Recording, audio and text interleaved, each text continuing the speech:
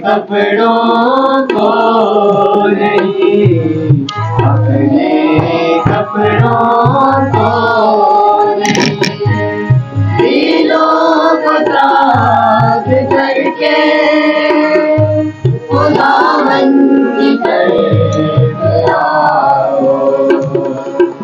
अपने कपड़ों को नहीं, अपने कपड़ों को नहीं।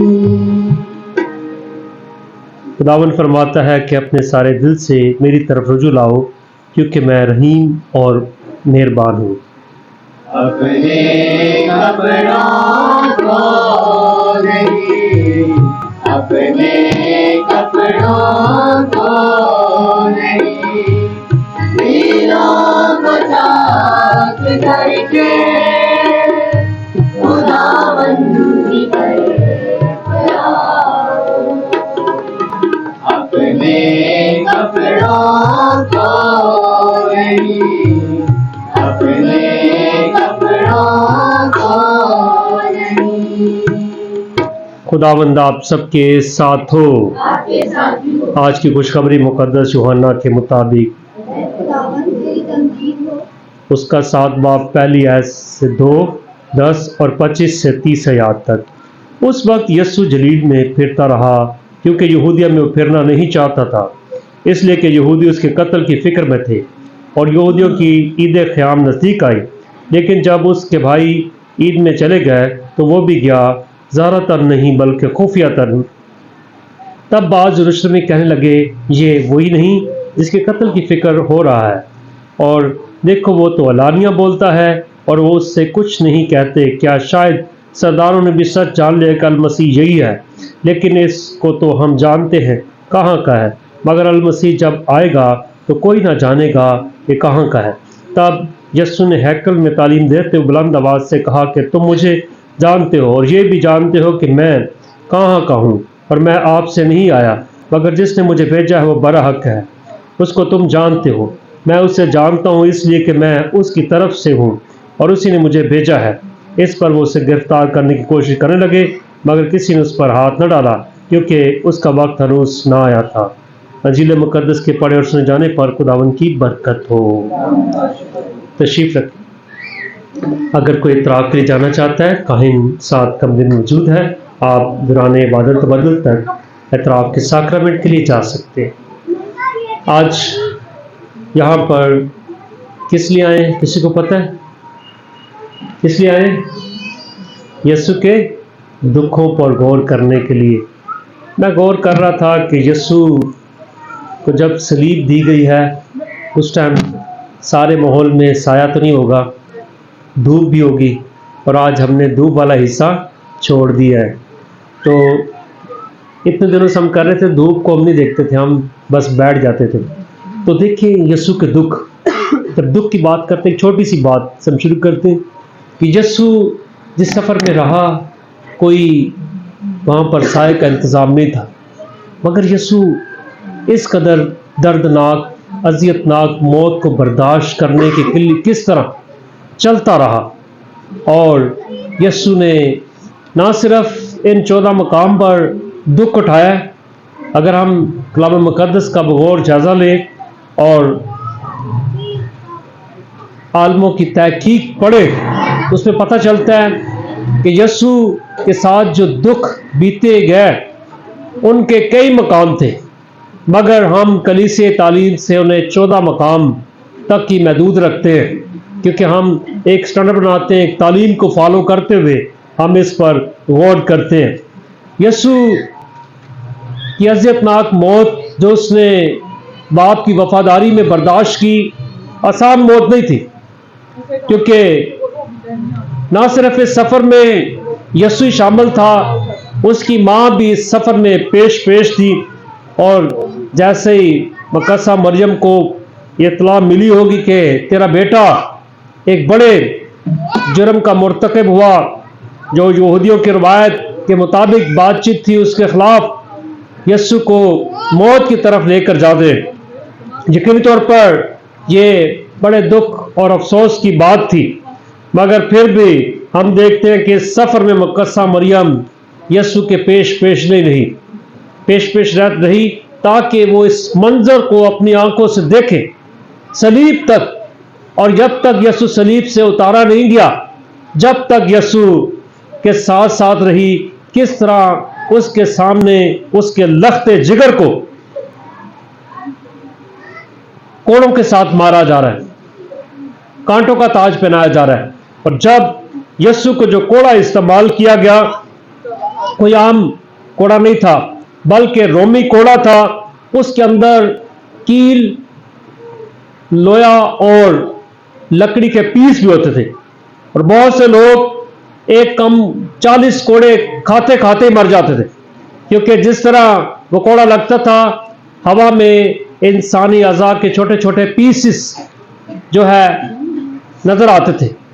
तो इससे मतलब था कि कोड़ा लगने के साथ इंसान की चमड़ी भी खींची जाती थी। और याद रखें, यीशु ने इस मुश्किल काम को फिर भी पाया तकमील तक पहुंचाया। उस कोड़े खाने ही के वक्त यीशु जो है अपने मिशन से पीछे हट सकता था, मगर फिर भी यीशु ने हिम्मत के साथ इस सफर का आगाज किया। और जब यीशु कोड़े खाने से नडाल हो चुका था, एक भारी सलीब यीशु के कांधे पर रखी गई। यीशु के कांधे पर जब रखी गई तो उसने इस सफर का आगाज गिरते पड़ते किया।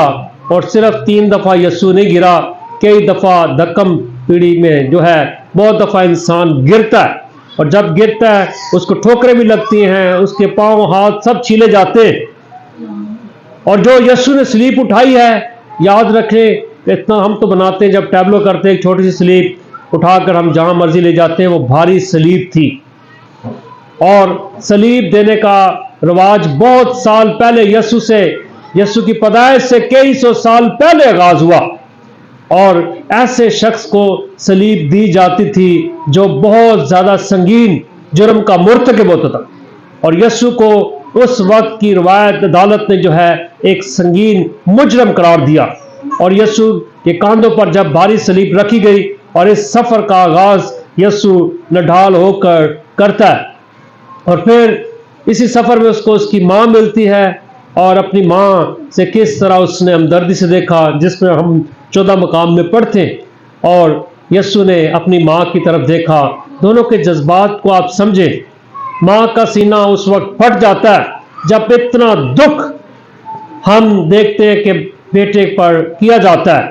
मां का बस नहीं चलता कि उसे किस तरह इस मंजर से दूर करे, किस तरह जाकर उन कोड़ों को अपने हाथ से रोक दे, उन नेजों को पीछे कर दे और कांटों के ताज को अपने बेटे के सर से उतारे। अगर बच्चे को छोटा सा कांटा भी लग जाता है तो मां की जान निकल जाती। फौरन मां कहती तेरी मां हमेशा पेश है तेरे। और मां को जब मां मुकद्दसा के सामने कितने कोड़े उसके बेटे को लगाए जा रहे थे, आप सोच नहीं सकते कि मां के जज्बात क्या थे। वो उन बातों को सोच रही थी जो शमौन ने हैकल में पेश करते वक्त कहे कि तेरे दिल से भी क्या गुजर जाएगी, तलवार गुजर जाएगी। इस मंजर को वो याद कर रही। कलाम बताता है, कलाम इस बात का शाहिद है कि मुकद्दसा मरियम इन बातों को हिफ्ज करती रही है जो भी इस सफर में हुए। और फिर जैसे जैसे सफर का आगे बढ़ता जाता है, दुखों की शिद्दत ज्यादा हो जाती है। और फिर शमौन करीनी भी उसे सलीब उठाने में कभी कभी जो हम देखते हैं कि सहारा देता है। हमने भी कभी यीशु के सलीब को उठाने में कभी सहारा दिया है? यीशु के बोझ को कभी कम करने की कोशिश की है? बहुत कम दफा। जब हम दूसरों से प्यार करते हैं, दूसरों को माफ करते हैं, दूसरों का ख्याल रखते हैं, दूसरों की तीमारदारी करते हैं, दूसरों के पास जाते हैं, उनके दुख और सुख को जो है सुनते हैं, उनकी बीमारी में उनके तीमारदारी करते हैं, तो फिर हम यीशु की सलीब उठाने में उसको क्या करते हैं? सहारा देते हैं।